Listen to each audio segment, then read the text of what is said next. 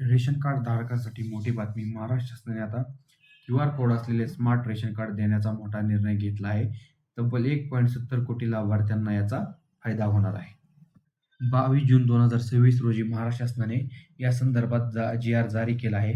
सध्या अनेक नागरिकांकडे कागदी रेशन कार्ड आहे.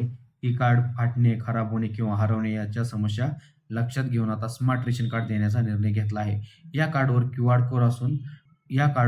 कोड असणार असून लाभार्थ्यांची माहिती डिजिटल स्वरूपात उपलब्ध होणार आहे. आता बघा, हे कार्ड कोणाकोणाला मिळणार आहे. अंत्योदय अन्न योजना, प्राधान्य कुटुंब योजना, एपीएल शेतकरी योजना म्हणजे राज्यातील सुमारे 1.70 कोटी लाभार्थ्यांना हे स्मार्ट रेशन कार्ड मिळणार आहे. सर्वात महत्त्वाचा मुद्दा म्हणजे या प्रकल्पासाठी महाराष्ट्र शासनाने तब्बल 51.79 कोटी खर्चाची मंजुरी दिली आहे. प्रत्येक स्मार्ट रेशन कार्डवर क्यूआर कोड असणार असून रेशन वितरण प्रक्रिया अधिक पारदर्शक आणि सोपी होणार आहे.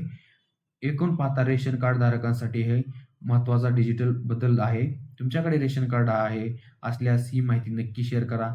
अशाच नवीन जी-आरसाठी, सरकारी योजनांच्या माहितीसाठी चॅनलला सबस्क्राईब करायला